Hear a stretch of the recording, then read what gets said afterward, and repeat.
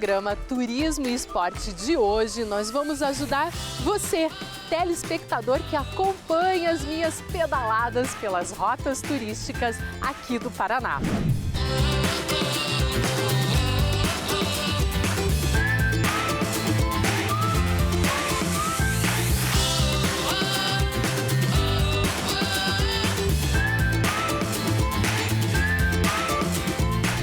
Você que ficou motivado a começar a pedalar e não sabe muito bem por onde começar. Hoje nós vamos trazer informações para você saber qual bike comprar, a importância de ajustá-la para o seu tamanho e também cuidados médicos e até um treinamento para que você tenha uma boa experiência com o ciclismo. Que tal? Vamos lá? Bora lá!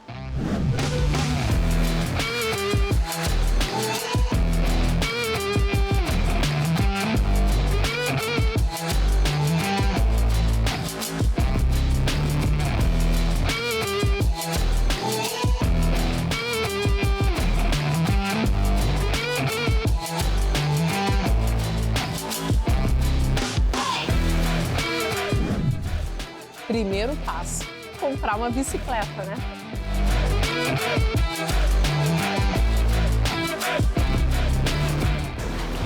Olá, tudo bem, Cíntia? Tudo bem. Joia.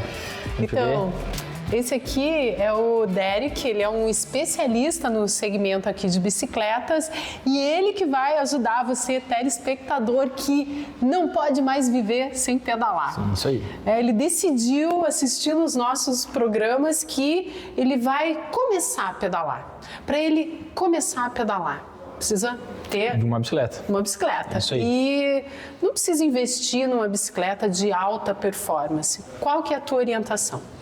Bom, vamos lá. A gente tem bicicletas de vários preços, né? A gente brinca assim, a gente tem bicicleta desde R$ 1.200 até quanto o cliente quiser gastar. A gente tem aqui um modelo, que seria já um modelo de entrada, onde o ciclista já pode começar a fazer passeios urbanos, já pode fazer uma locomoção diária, ir até o trabalho, né? Então essa é uma bike que ela tem todo o quadro em alumínio, já tem algumas marchas, então isso facilita, né, a adaptação do ciclista, né, principalmente para quem está iniciando. E é um modelo que pode ser utilizado aí para vários percursos e para várias funções. Ele consegue fazer uma rota numa estrada de chão? Consegue sim. O que vai mudar nessa bike para os demais modelos é a questão da performance, né? Aqui ele vai ter uma performance um pouco mais limitada, mas nada impossibilita ele de, por exemplo, pegar uma estrada de chão ou fazer até uma trilha aí um pouco mais leve.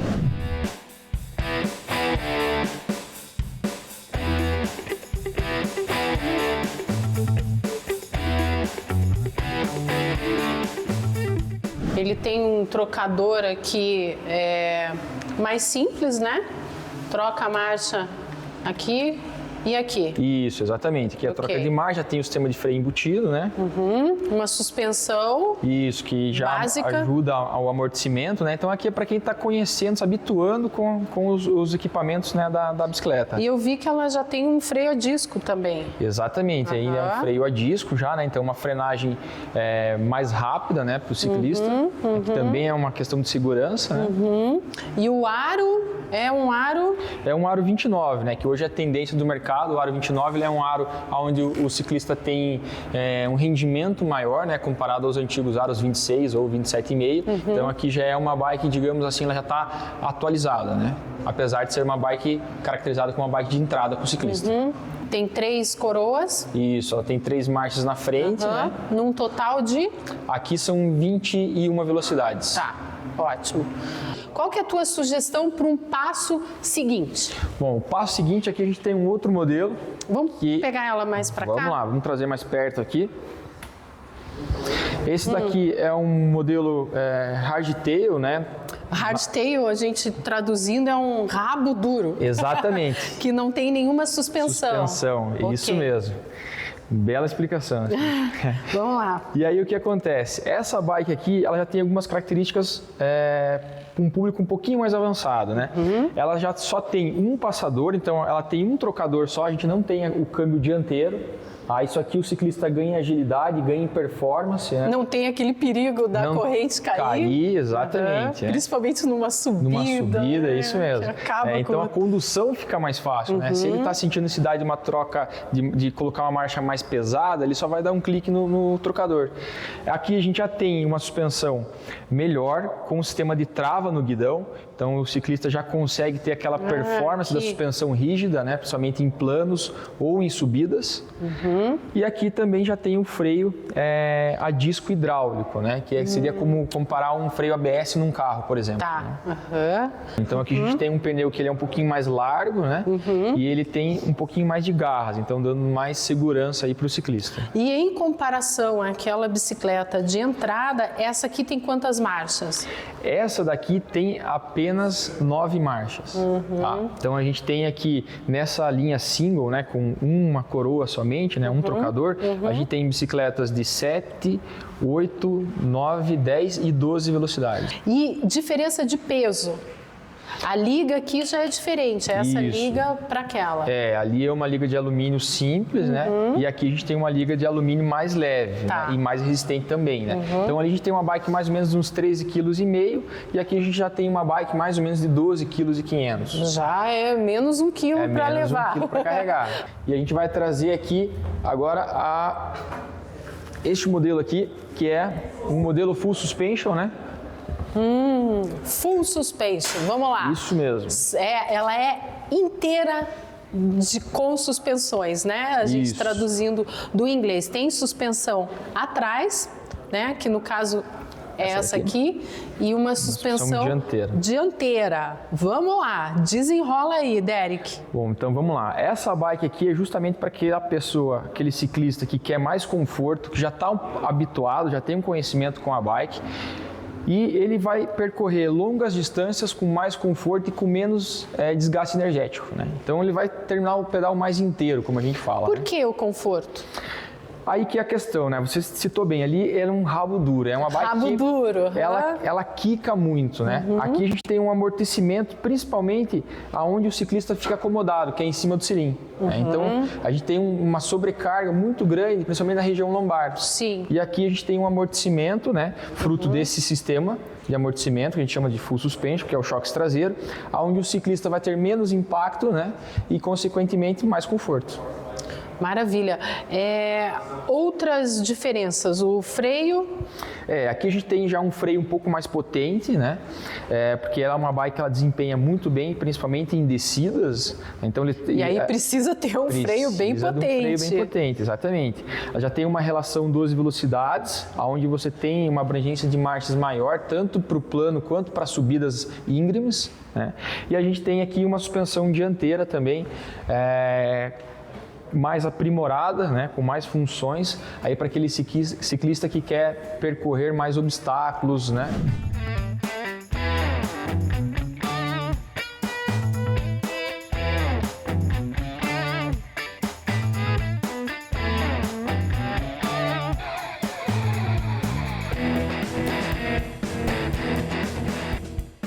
Conta pra gente que bicicleta que é essa. Bom, o pessoal fala que o futuro é elétrico, né? E na bicicleta não poderia ser diferente. Então agora a gente tem aqui as linhas elétricas, né, presentes no mercado nacional. E ela traz uma experiência muito bacana para o ciclista, né? Tanto para quem busca performance, tanto para quem quer se manter ativo, né? A gente costuma dizer que a bike elétrica ela é uma bike inclusiva, né? Porque ela permite que pessoas que tenham uma dificuldade ou que tenham uma idade mais avançada a fazerem longos percursos, né? Com um pedal assistido, então com uma performance legal, entregando uma performance legal. Pedal assistido é muito interessante, sem querer te interromper, a gente fazer um parênteses aqui, porque não é... Eu sou da época da Garelli, tipo, uma outra que tinha um outro nome que não me recordo agora, que você só acelerava e ela andava. Aqui não, é um pedal assistido, ele te ajuda. Exatamente, ele obriga você a pedalar. O intuito da bike, muita gente vê a bike elétrica como uma bike de preguiçoso, e não é, né? Ela é uma bike para manter você ativo, né? Então ela tem a relação de marcha, onde você vai trabalhar essas marchas, e tem os diferentes níveis de assistência, né, do motor elétrico. Então isso permite que você faça força, se você quiser fazer força, permite que você pedale um pouco mais devagar quando você estiver um pouco mais cansado, né? E tudo respeitando os limites ali do corpo, né? Sem que você faça, vamos dizer assim, esforços absurdos, né? Então ela consegue dosar de acordo com o que você estiver necessitando no pedal. Você falou que ela é uma bike muito inclusiva, porém a pessoa para pedalar uma bicicleta elétrica dessa, uma e-bike, ela já tem que ter uma certa habilidade, porque ela é uma bicicleta bem robusta. Exatamente. E ela anda rápido. Exatamente. Qual que é o peso dessa bicicleta e o quanto de distâncias e quilometragens ela faz? E velocidade também. Então vamos lá, a bike elétrica sempre vai ser mais pesada por conta do conjunto de bateria e motor, né? E quanto maior a autonomia oferecida, mais pesada ela vai ser, porque a bateria vai ser maior em tamanho, né?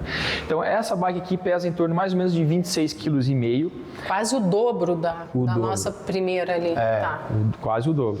Ela tem diferentes níveis aqui de assistência que vão dar diferentes distâncias de autonomia, mas podendo chegar até 147 km de distância. Bastante. Né? E uma velocidade limite aqui de 34 km por hora.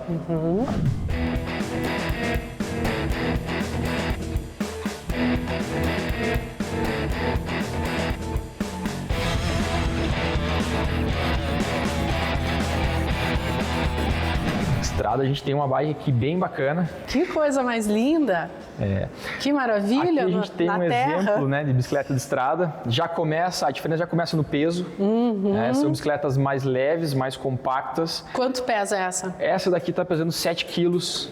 Que é o limite estabelecido Exatamente. pela UCI, que é a União Ciclística Internacional. Exatamente. Menos que isso, é possível. Por isso que eles tiveram que estabelecer, né? Isso mesmo, exatamente. Inclusive, essa bike é uma configuração do Pro Tour, né?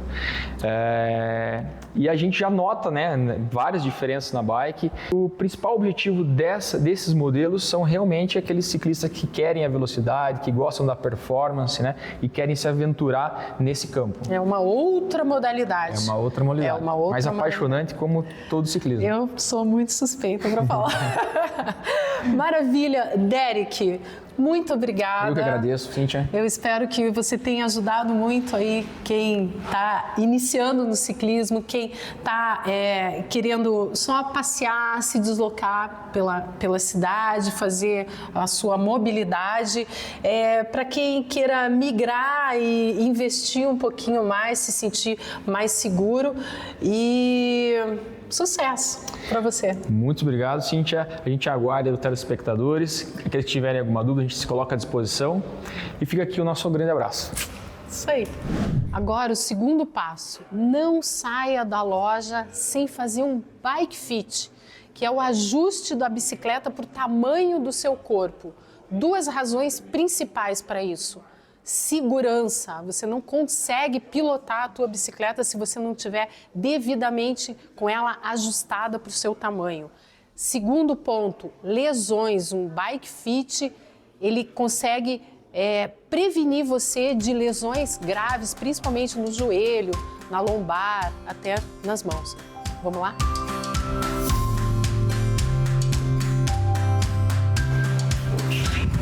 Com licença, com licença.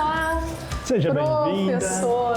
Como é que está, minha querida? Tudo bem? Esse aqui é o professor Jair Pissolato, ele é bike fitter, que a gente, traduzindo, podemos dizer que é um ajustador de bike. Ajustador de bike, é treinador, é mecânico, é professor de crianças, é atleta campeão, enfim, né? Esse baita currículo. E esse aqui, muito prazer. Emílio também pelo jeito é um atleta aqui, tá maquinado. E professora, eu estava falando da importância do bike fit, principalmente para evitar lesões. Tô certa? Perfeito. Primeira coisa, segurança. Né?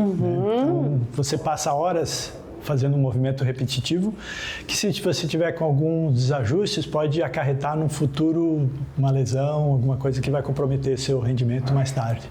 Então, o fit vai ser uma peça bem importante para que você alinhe o atleta, o seu perfil, com o estilo de pedalada que ele quer e aproveitar tudo que a bike pode oferecer com esses ajustes, então ele vai integrar melhor piloto e equipamento de uma forma mais eficiente. A orientação começa já na compra da bicicleta para você comprar a bicicleta no tamanho já certo, porque você vai fazer só ajustes que, por menores que sejam, são super importantes. É impressionante, realmente. Primeiro faz-se realmente essa adequação do tamanho da bicicleta para o tamanho do piloto, e aí depois o fit vem fazendo aqueles alinhamentos, né, de ajustes finos que às vezes são microajustes, mas que fazem toda a diferença. Emílio, pequenos ajustes, grandes diferenças mesmo? Você tem uma história aí. Sem dúvida.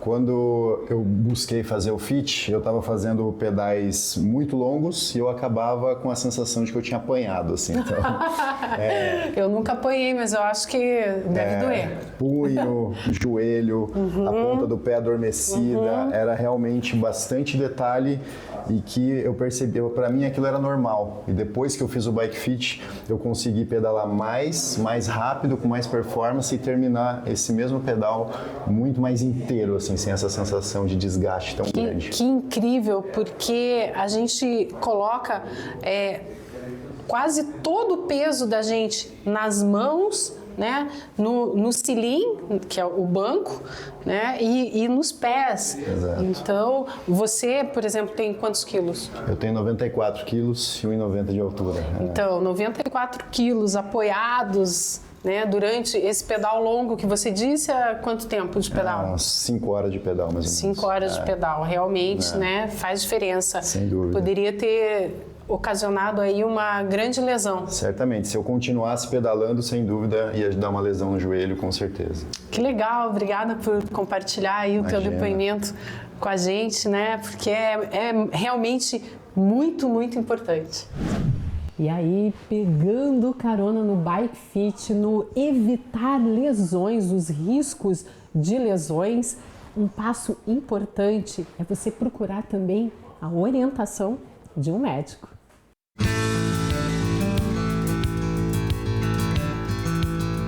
Muito obrigada pela sua participação aqui. E aí, eu pergunto, por quê? A gente sempre bate nessa tecla, né? Vá ao médico, faça exames antes de começar alguma atividade esportiva. Por que é tão importante? Primeiro porque a gente tem que pensar assim, qual é a principal causa de problemas de saúde, de morbidade, ou seja, de desencadeamento de doenças e de mortalidade no mundo inteiro nos últimos 100 anos, doença cardiovascular. E as doenças cardiovasculares, muitas vezes, elas podem se instalar de maneira silenciosa. Então a pessoa pode começar a ter um problema que começa a se desenvolver e a pessoa não sente nada, e isso vai evoluindo, até que isso culmina com uma manifestação que pode ser, muitas vezes, um sinal de alerta, ou às vezes, uma situação mais grave, como um infarto ou até mesmo um quadro de morte súbita.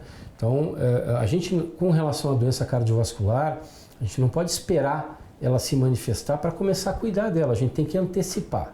E aí, quando a gente faz exercício, sempre tem que lembrar que exercício é extremamente importante para a prevenção das doenças cardiovasculares, para a melhora da saúde em diversas situações, talvez seja, talvez não, certamente é a questão mais importante em termos de promoção de saúde. Mas toda vez que uma pessoa faz exercício, especialmente exercícios um pouco mais intensos, se ela for portadora de uma dessas doenças, que pode estar lá silenciosa, esse exercício mais intenso pode ser o gatilho para deflagrar um problema mais sério. Então, a mensagem não é não faça exercício, não é faça exercício, é muito importante, mas esteja em dia com as suas informações de saúde. Fazer uma avaliação uma vez por ano, em geral, é suficiente para você poder estar com essas informações em dia e aí poder aproveitar os benefícios todos que o exercício traz para você. A partir dessas avaliações que nós fazemos, a gente oferece primeiro essa segurança para que esse indivíduo que está querendo uma atividade mais intensa, que está competindo, possa fazer isso com tranquilidade, não tenha nenhuma surpresa. Então, essa é a primeira questão, que é sempre a mais importante. E, além disso, essas avaliações que nós fazemos, muitas vezes oferecem alguns parâmetros, algumas informações que ajudam a pessoa, o atleta, o ciclista, a treinar de forma mais adequada e, consequentemente, aproveitar melhor o treino e conseguir ter uma progressão mais eficiente. E o doutor aqui, ó, sem querer... Dou minhas pedaladas também. Dá suas pedaladas também, então, olha aqui, estamos bem ilustrados aqui. Cheio de subida e descida. Então você pega uma subida, você estava lá pedalando, vamos lá, no Parque Barigui ou no São Lourenço, no plano. Mas aí você vai para casa e de repente aparece uma subida ali. Você vai pedalar, a tua intensidade naturalmente vai aumentar. Então, mesmo numa atividade mais recreativa, existem momentos de intensidade mais elevada. Então é sempre interessante, é sempre recomendável estar com essas informações e com os seus parâmetros de saúde em dia. Muito obrigada. Pessoal, é sério, procure o médico antes de começar a iniciar aí as suas pedaladas ou querer evoluir com elas. Bem, agora que a gente já conheceu as bicicletas, agora que você já ajustou a bicicleta para o teu tamanho, já está autorizado por um médico, bora treinar?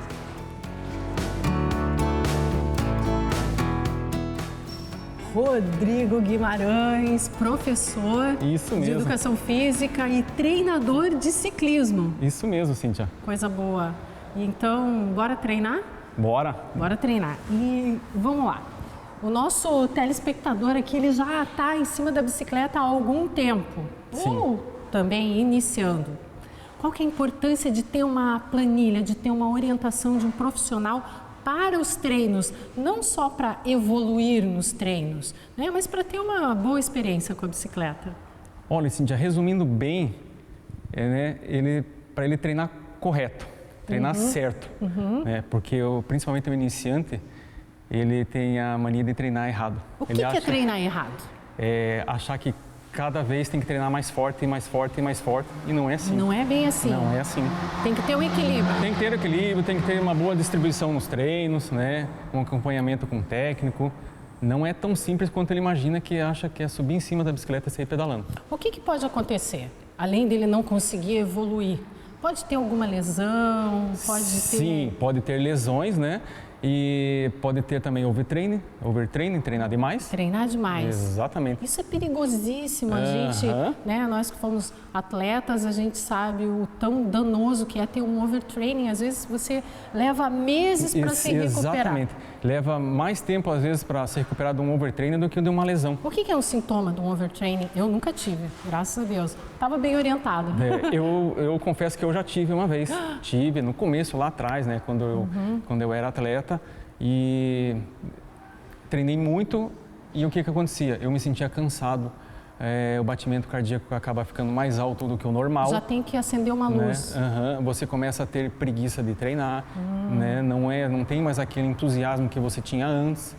Você começa a perder muito peso, ou até ganhar peso, que você acaba achando que você está fraco devido à falta de alimentação, você começa a comer mais. Sai do ideal. Né? Na verdade, a cabeça fica fora de... Principalmente. Entendeu? De órbita, assim, você fica procurando aonde que está o erro, até você identificar que era overtraining. Então a gente pode concluir que treinar de bicicleta não é só pedalar, fazer quilometragem todo dia e grandes esforços. Descansar também faz parte. Exatamente, descanso é treino. Descanso é treino. E por isso que é tão importante você ter aí a orientação de um profissional e uma planilha, porque ali ele vai indicar quando você tem que treinar e quando você tem que descansar. Vai educar o atleta para o treino, né? Ele vai se entender melhor, vai entender melhor as fases de treinamento, né? As zonas de treino ele vai aprender, né? Não é só fraco e forte, né? Tem o moderado, tem o dia de descanso. né? Tem as frequências cardíacas ali para você. Explica aí pra gente o que significa essas zonas, zona 1, zona 2, como é que funciona? Olha, eu costumo trabalhar com até a zona 5, né? A zona 1 seria uma zona de aquecimento, uma zona, a gente usa muito no aquecimento, numa soltura, né? Uma zona 2, ela já é uma zona mais saindo do leve e entrando para o moderado. Zona 3 já é uma zona de endurance, onde que você vai competir, né, num volume, ou treinar num volume mais extenso, né, numa zona 3. A zona 4 já é uma zona de competição mesmo, né? O coração já está lá em cima. Meus alunos, eu peço para eles assim aprenderem a usar o batimento cardíaco e a cadência. A gente deixa a potência um pouquinho mais para frente para poder explicar para eles como funciona a potência e tal, para eles poderem trabalhar na zona da potência, porque a gente precisa fazer um teste de FTP para saber qual que vai ser a potência máxima dele. Vamos lá, FTP. O FTP, resumindo, bem básico, é quanto esse atleta aguenta 1 hora de esforço no limite máximo dele. 1 hora? 1 hora. Claro, o teste é feito, a gente faz... O teste muito comum é o teste de 20 minutos, né? Que daí a gente faz um cálculo para chegar a esse número do FTP. E através deste número, a gente consegue planilhar ainda melhor o aluno, né? Orientar ele para o treinamento. Então, resumindo, procurar um profissional aqui de educação física, um especialista no ciclismo que entenda aí, esse cara aqui entende bastante, tem uma bagagem, tem experiência, tem muito para colaborar. Então, procurar um especialista, um profissional e ter essa disciplina, essa dedicação, dorme bem, se alimenta bem, né? Não faça aí essas extravagâncias. Exatamente. Sim. E seja feliz, eu acho, né? Exatamente. Tem que estar feliz, Tem né? que estar feliz no que está fazendo, né? E assim, como eu sempre falo, o treinador, ele dá a receita do bolo, né? O atleta, ele vai ter que fazer o bolo, né? Então, como você falou, vai ter que ter disciplina, né?